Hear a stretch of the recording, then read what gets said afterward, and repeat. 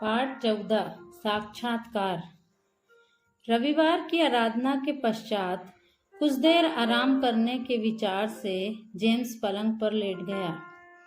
जैसी के विवाह की बातों पर विचार करते हुए उसने सोचा, हॉस्टल से आए हुए 1 महीना हो रहा है।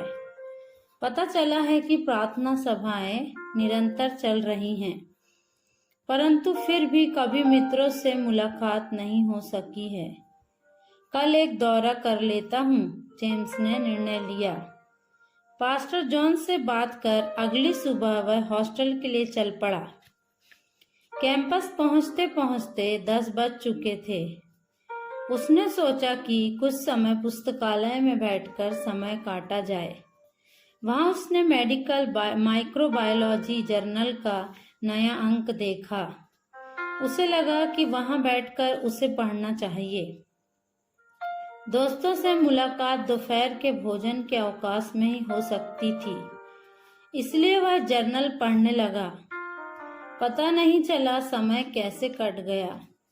जब लाइब्रेरियन आकर मेज थपथपाया, तब उसने देखा कि 1 बज चुके थे। वहां से बाहर निकलते हुए उसने फिलिप को देखा। अरे जेम्स, यहाँ से जाने के बाद तुमने एक बार भी इधर का रुख नहीं किया। हम सबको प्रार्थना सभा में शामिल करने के बाद ऐसे गैर जिम्मेदार व्यवहार करोगे तो कैसे चलेगा?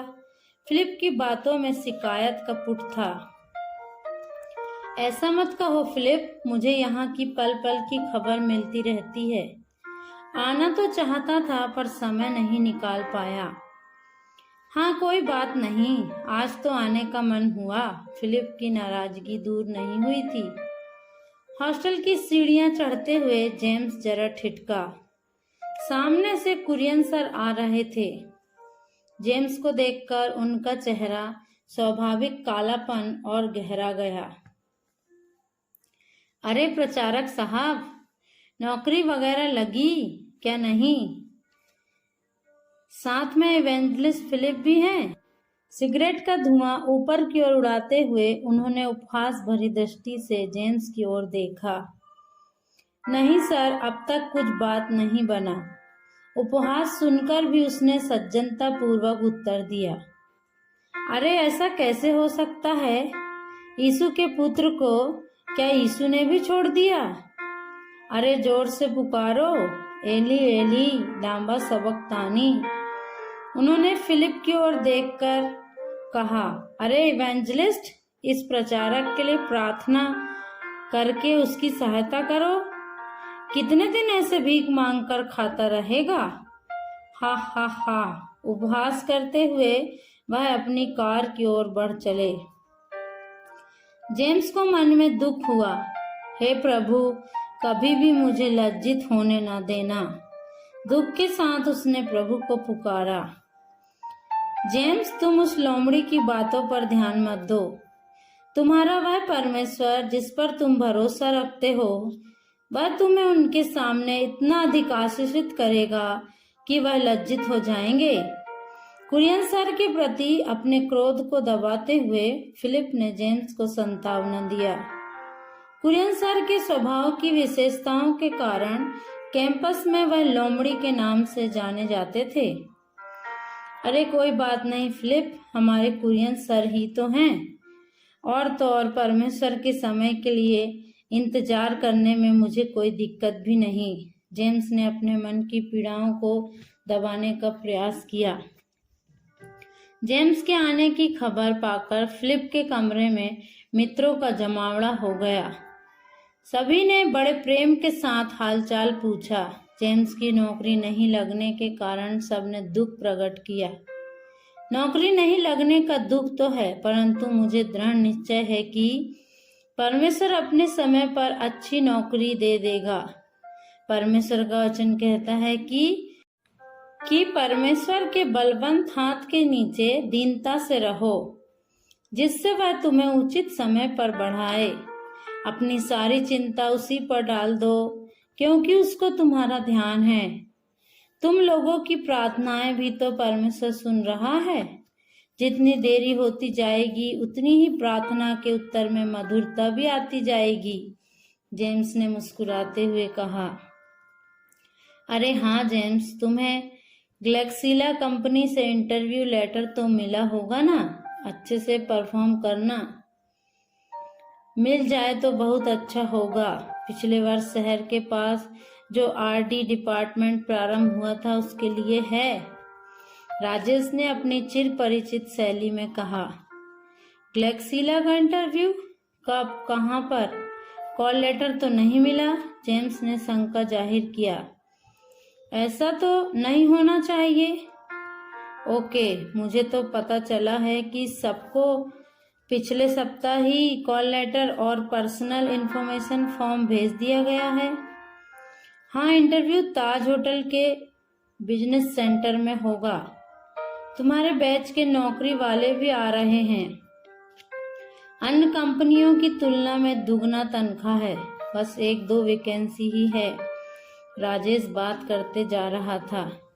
रुको राजेश, कॉल लेटर किसने भेजा? इंटरव्यू कब है? क्या तुम सच कह रहे हो? मुझे तो कोई खबर नहीं है। जेम्स परेशान हुआ। दानियल ने उसका उत्तर दिया। जेम्स, परसों इंटरव्यू है। इंटरव्यू का कैंपस कोऑर्डिनेटर कुरियन सर ही हैं। उन्होंने जानबूझकर तुम्हें कॉल लेटर नहीं भेजा होगा। वे तुम्हारे प्रति अपनी खींच निकाल रहे होंगे।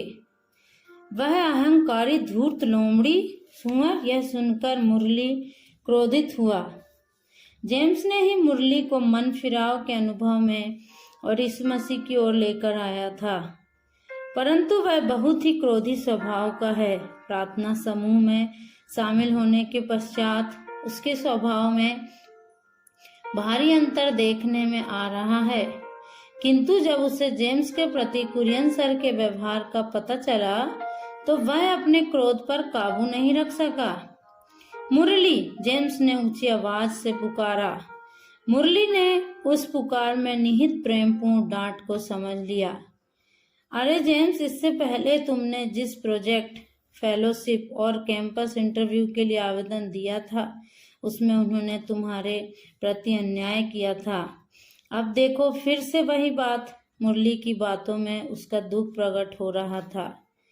कोई बात नहीं, मैं घर में फोन करके देखता हूँ, हो सकता है वहां मिला हो।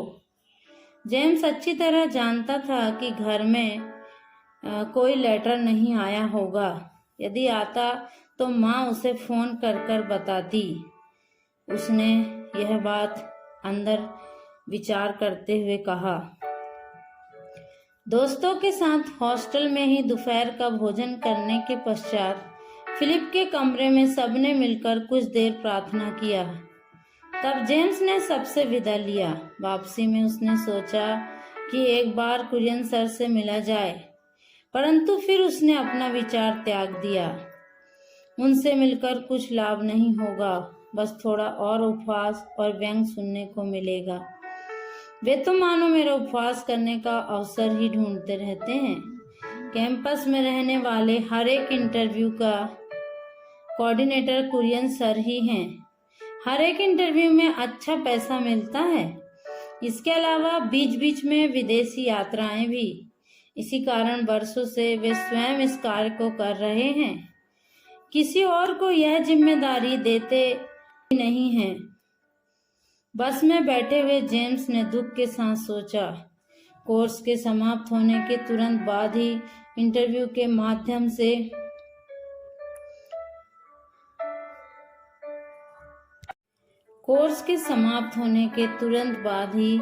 इंटरनेट के माध्यम से कई कंपनियों में आवेदन दिया था, किंतु किसी ने नहीं बुलाया। WHO में वैकेंसी का पता चलने पर वहां भी आवेदन दिया था, किंतु उन्होंने भी नहीं बुलाया। गिलगाल पहुंचते पहुंचते शाम हो गया था। स्नान ध्यान के पश्चात जब वह रात का खाना खाने बैठा तब पास्टर जॉन हॉस्टल का हालचाल पूछने लगे। सब बातें सुनने के पश्चात पास्टर ने कहा, जेम्स तुम इंटरव्यू में जाना। इंटरव्यू में? यह संभव नहीं है पास्टर जी। मुझे तो कॉल लेटर और पर्सनल इन्फॉर्मेशन फॉर्म वगैरह नहीं मिला है। उन सब के बिना वे नहीं मानेंगे। कुछ देर विचार मग्न रहने के पश्चात पास्टर ने सिर ऊंचा कर जेम्स को देखा। आओ हम प्रार्थना करते हैं। तब तक सब लोग भोजन कर चुके थे। एलिस आंटी भी प्रार्थना में शामिल हो गई। वे तीनों घुटने पर आ गए। कांपती आवाज में पास्टर ने प्रार्थना प्रारंभ किया। हे पिता, आप जानते हैं कि जब से आपके इस बेटे ने आपके पीछे चलने का निर्णय लिया है, तब से कैसी निंदा और हास परिहास और अन्याय का सामना कर रहा है। इस पर दया कर, जबकि इसकी मदद करने के लिए कोई नहीं है। आप इसे त्याग न दें। हमारे सहायक परमेश्वर पिता, आप देरी न कर। आप बातें उसके सहने से बाहर हो रही हैं और अधिक देरी होने से कहीं वह टूट न जाए। आप दया करके इसकी सहायता करें। आमीन। जेम्स के मन और आंखें दुख में डूबी थीं। गालों पर लुढ़कते आंसुओं को अपनी लुंगी से पोंछते हुए झुककर बैठा रहा। एलिस आंटी भी सिसक रही थी। जेम्स, परसों तुम इंटरव्यू में जाना। पास्टर की आवाज दृढ़ता को सुनकर जेम्स ने सिर उठाकर देखा। तुम स्वयं एक बायोडाटा तैयार करना और सीधे होटल पहुंचना। पास्टर की आवाज में एक ईश्वरीय दृढ़ता प्रकट हो रही थी। हाँ, मैं जाऊंगा। और कुछ विचार न कर जेम्स ने हामी भरी। एलिस आंटी ने चावल की मार लगाकर सुखाया हुआ कॉटन शर्ट और उसके अनुरूप पैंट भी प्रेस करके रखा था। जेम्स जब सुबह सुबह तैयार होकर ताज होटल के गेट पर पहुंचा तो उसके पैर थोड़े थोड़े कांप रहे थे। सीढ़ियां चढ़कर जब वह मुख्य द्वार से सामने पहुंचा, तब गार्ड ने आदर पूर्वक उसका स्वागत किया। उसके पश्चात वह रिसेप्शन की ओर बढ़ चला। Good morning, may I help you sir? Reception में बैठी सुंदर युवती ने उसका अभिवादन किया। रिसेप्शनिस्ट ने बिजनेस सेंटर का रास्ता बताया। वह लिफ्ट की ओर चल पड़ा। बिजनेस सेंटर के प्रथम कक्ष में टाई पहना एक नौजवान बैठा हुआ था। जेम्स को देखकर वह कंप्यूटर के स्क्रीन पर से अपनी नजरें हटाकर मुस्कुराते हुए उठ खड़ा हुआ। गुड मॉर्निंग, आई एम किरण। उसने स्वयं अपना परिचय दिया। Very good morning. मेज के पास पहुंचकर जेम्स ने उससे हाथ मिलाया। Your good name please? James Matthew. James से फाइल लेकर उसने उलट पुलट कर देखा। सामने रखे फाइल में भी ढूंढा। सर, आपका नाम तो लिस्ट में नहीं है। Can I see your call letter please? Computer में खोजते हुए किरण ने पूछा। हाँ, सही बात है, किंतु यह मेरा बायोडाटा है। अपने फोल्डर से अपना बायोडाटा निकालकर मेज पर रखते हुए जेम्स ने कहा। बट किरण ने कुछ कहना चाहा, परंतु उसकी बात काटते हुए जेम्स कहने लगा, मैं यूनिवर्सिटी कॉलेज में एमएससी माइक्रोबायोलॉजी में डबल डिस्टिंक्शन के साथ प्रथम श्रेणी में उत्तीर्ण किया हूँ। कुछ रुककर जेम्स ने उस युवक की ओर देखा। But without call letter and personal information form. वह झिझकने लगा। जेम्स को समझ में नहीं आ रहा था कि अब क्या कहे।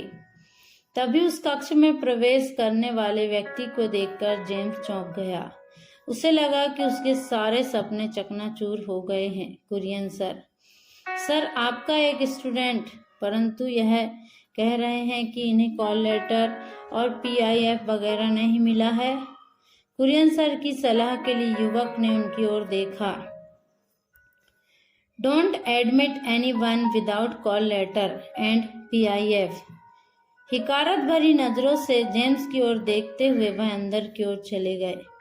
जेम्स को समझ में आ गया कि कुरियन सर ने जानबूझकर उसे कॉल लेटर और पीआईएफ नहीं भेजा है। उदास खड़े जेम्स की ओर देखकर किरण ने पूछा, is he not your professor? हाँ, परंतु ऐसा लगता है कि उन्होंने जानबूझकर मुझे इस इंटरव्यू से अलग रखा है। कांपती आवाज में जेम्स ने उत्तर दिया। वह युवक जेम्स की ओर देखकर कुछ देर तक सोचता रहा। आप वहां बैठिए, मैं देखता हूँ, दूर पड़े सोफे की ओर इशारा करते हुए युवक ने कहा। इंटरव्यू प्रारंभ हो चुका था। जेम्स के कई दोस्त भी आए थे। जेम्स से हालचाल पूछकर वे सब एक एक कर भीतर चले गए, किंतु जेम्स सोफा पर अकेला बैठा रहा। पास ही के कक्ष में लोग साक्षात्कार के लिए अपनी बारी का इंतजार करते हुए बैठे थे। उसके बाद वाले कमरे में इंटरव्यू चल रहा है। जेम्स को यह भी नहीं पता था कि उसे इंटरव्यू के लिए बुलाया भी जाएगा कि नहीं। जेम्स के हाथ से बायोडाटा लेकर किरण कंप्यूटर के सामने बैठ गया। कुछ देर सोचने के पश्चात उसने फोन पर किसी से बात किया। कुछ देर पश्चात वह भीतर गया और वापस आकर पुनः कंप्यूटर पर कुछ काम करने लगा। जेम्स मौन होकर प्रार्थना करने लगा। हे प्रभु, यदि आपकी इच्छा नहीं है तो कोई बात नहीं, मैं वापस चला जाऊंगा। यहाँ बैठकर मुझे सबके सामने शर्मिंदा होना न पड़े। मैं आपके समय का इंतजार कर लूंगा। Are you mister James Matthew? क्या आप ही जेम्स मैथ्यू हैं? उस गंभीर आवाज को सुनकर जेम्स ने सिर उठाकर देखा। लाल टाई और कोट सूट पहने और आंखों पर सुनहरे फ्रेम का चश्मा लगाए, सफेद हो चुके मोटी मूछ वाले एक बुजुर्ग व्यक्ति उसके पास पीछे खड़ा था। हाँ सर, मैं ही हूँ, जेम्स ने खड़े होकर आदरपूर्वक कहा। उनके हाथों में वही बायोडाटा था जो उसने कुछ देर पहले किरण को दिया था। उन्होंने गहरी नजरों से जेम्स की ओर देखा। आप इंटरव्यू में भाग ले सकते हैं, इतना कहकर वे मुड़कर किरण की ओर बढ़ गए। किरण, इस सज्जन को एक PIF दो, उन्हें भरने दो, तब वह इंटरव्यू के लिए आएंगे। इतना कहकर वे वापस भीतर चले गए। धन्यवाद परमेश्वर, अचानक ही जेम्स बोल पड़ा। कंप्यूटर के स्क्रीन पर से अपनी आंखें हटाकर किरण ने जेम्स की ओर देखा, मानो उसने कोई अनजानी भाषा सुन ली हो। जब जेम्स ने PIF भरने के पश्चात किरण को दिया तो उसने उसे पढ़ने के लिए कंपनी का एक पम्फलेट दिया। पिछले वर्ष शहर के पास ही ग्लेक्सिला का एक रिसर्च और डेवलपमेंट सेंटर प्रारंभ हुआ। वहां पर सीनियर अफसरों के चुनाव के लिए यह इंटरव्यू है। ग्लेक्सिला एक बहुत बड़ी कंपनी है जो अंतर्राष्ट्रीय प्रोजेक्ट पर भी काम करती है। इंटरव्यू के पश्चात मित्रगण एक एक कर बाहर आते रहे। बिना पूछे उनके चेहरे से उसे पता चल गया कि इंटरव्यू बहुत कठिन था। जेम्स, साक्षात्कार बहुत कठिन है, और तो और तुम्हारा मित्र लोमड़ी भी अंदर है, बच के रहना। बाहर आते हुए यूसुफ ने उसे चिताया, क्योंकि वह उसकी और कुरियन सर की मित्रता से परिचित था। जेम्स वहां पर लगभग 2 घंटे बैठा रहा। जिनका इंटरव्यू हो चुका था वे एक एक कर जा रहे थे। बीच बीच में किरण भीतर बाहर हो रहा था। कुछ देर पश्चात मेज पर रखा घंटी बजने लगा। Mister James, please you may go in. Phone का रिसीवर नीचे रखते हुए किरण ने जेम्स से कहा। जेम्स भीतर की ओर बढ़ चला। पहला कक्ष खाली है। साक्षात्कार के बाद सब जा चुके हैं। वह अंतिम व्यक्ति है, अंतिम शिकार जिसे इंटरव्यू लेने वाले सभी मिलकर बड़े आराम से फाड़ कर खा सकते हैं। द्वार के पास पहुंचकर उसने क्षण भर प्रार्थना किया, हे प्रभु, यदि आपकी इच्छा है तभी। तत्पश्चात उसने 3 बार द्वार पर खटखटाया। मैं आई कम इन सर? उसने पूछा। कम इन, वही गंभीर आवाज जो उसने पहले सुना था। कक्ष का द्वार खोलकर उसने भीतर की ओर झांका। उस आवाज के स्वामी के अलावा उसे एक और प्रौढ़ व्यक्ति दिखा। उन्होंने भी लाल टाई बांधा हुआ था। माथे पर चंदन का टीका और उसके बीच में सिंदूर भी। देखने में वे ब्राह्मण लग रहे थे। उन दोनों के अलावा कुरियन सर भी अपनी कुर्सी पर विराजमान थे। कुरियन सर का चेहरा देखने से ऐसा लग रहा था मानो उन्होंने करेला चबा लिया हो। कोट पहने उस बुजुर्ग व्यक्ति ने जेम्स से स्वयं का परिचय देने का आग्रह किया। तत्पश्चात बिना किसी औपचारिकता के वह सीधे प्रश्न पूछने लगे। What is O129? What is RNA? What is the producer?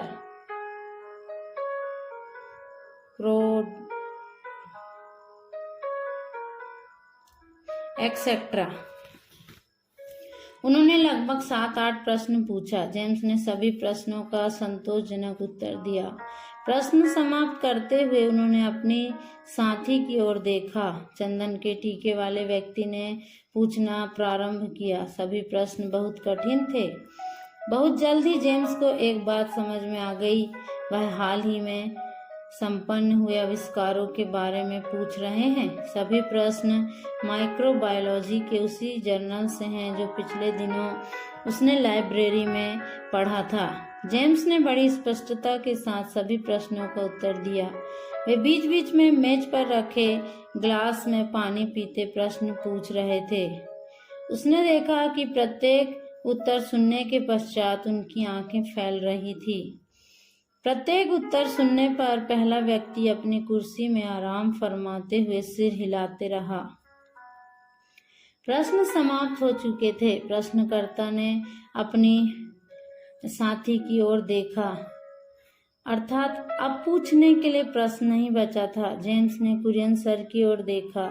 ऐसा लगा मानो उन्हें लकवा मार गया हो। दोनों साक्षात्कारताओं कुछ देर तक धीमी आवाज में आपस में बात कर रहे थे। उसके पश्चात उस मोटे व्यक्ति ने कुरियन सर की ओर देखकर पूछा, श्रीमान कुरियन, इस होनहार युवक को अयोग्य ठहराने के लिए आपके पास और कोई बेतुका तर्क है?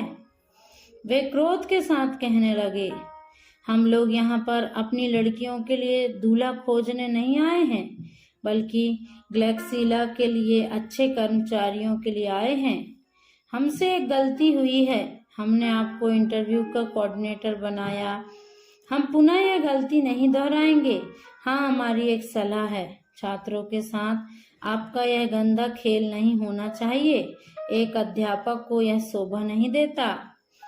इतना कहने के पश्चात जेम्स की ओर मुड़कर उन्होंने कहा, श्रीमान जेम्स मैथ्यू, आमतौर पर ग्लैक्सिला में साक्षात्कार के पश्चात अभ्यर्थियों को परिणाम नहीं बताया जाता, किंतु इस समय हम बताने जा रहे हैं।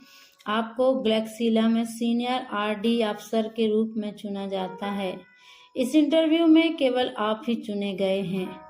सप्ताह भर के भीतर आपको नियुक्ति पत्र मिल जाएगा। जो कठिनाइयां आपको हुई उनका हमें दुख है।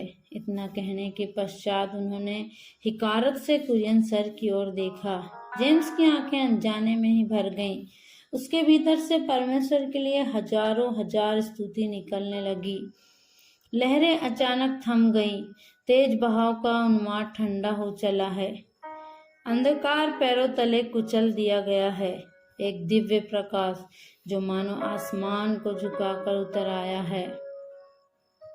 सर, आपका धन्यवाद। आपकी दया के लिए आपका बहुत धन्यवाद। Thank you sir.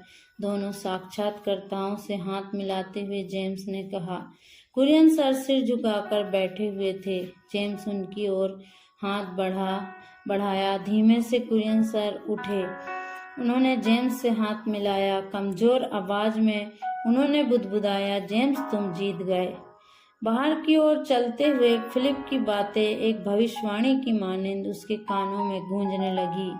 वह परमेश्वर जिस पर तुम विश्वास करते हो, वह पिता परमेश्वर उस व्यक्ति के सामने तुम्हें इतना ऊंचा उठाएगा कि वह लज्जित हो जाएंगे।